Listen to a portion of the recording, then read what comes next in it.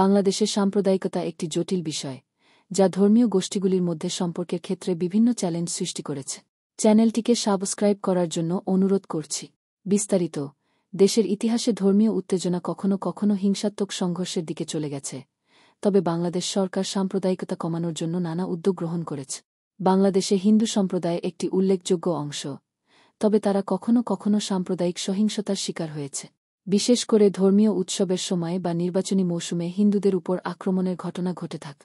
সরকার ও বিভিন্ন সংস্থা সাম্প্রদায়িক সহিংসতা রোধে কাজ করছে, কিন্তু সামাজিক ঐক্য এবং সাম্প্রদায়িক সম্প্রীতি গড়ে তোলা চ্যালেঞ্জিং। বাংলাদেশে বৌদ্ধ সম্প্রদায় তুলনামূলকভাবে ছোট হলেও তাদের ধর্মীয় ও সাংস্কৃতিক চিহ্ন রয়েছে। তারা বেশিরভাগ ক্ষেত্রে পার্বত্য চট্টগ্রামে বসবাস করে।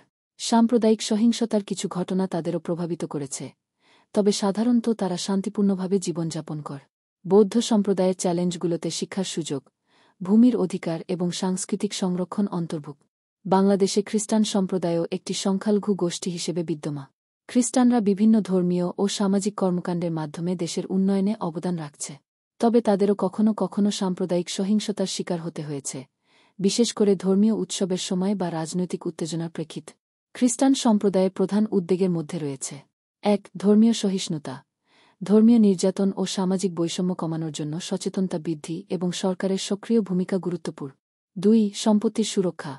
বিভিন্ন সময়ে ভূমি দখল ও সম্পত্তি নিয়ে বিরোধের ঘটনা ঘটেছে, যা খ্রিস্টান সম্প্রদায়ের জন্য সমস্যা সৃষ্টি করেছে। ৩. শিক্ষা ও স্বাস্থ্যসেবা। দেশের বিভিন্ন অঞ্চলে শিক্ষা ও স্বাস্থ্যসেবার সুযোগ সৃষ্টির জন্য অনেক খ্রিস্টান প্রতিষ্ঠান কাজ করছে। ৪. সাংস্কৃতিক পরিচিতি। খ্রিস্টান সম্প্রদায়ের ঐতিহ্য ও সংস্কৃতির সুরক্ষা নিশ্চিত করা একটি চ্যালেঞ্জ। এছাড়া খ্রিস্টান সম্প্রদায়ের বিভিন্ন উৎসব যেমন বড়দিন ও ইস্টার বেশ আনন্দ ও উৎসাহের সাথে উদযাপিত হয়, যা দেশের সামগ্রিক ধর্মীয় এবং সাংস্কৃতিক বৈচিত্র্যকে সমর্থন করে। আপনার যদি বিশেষ কোনো প্রশ্ন বা বিস্তারিত জানার আগ্রহ থাকে, আমাকে জানাতে পারে।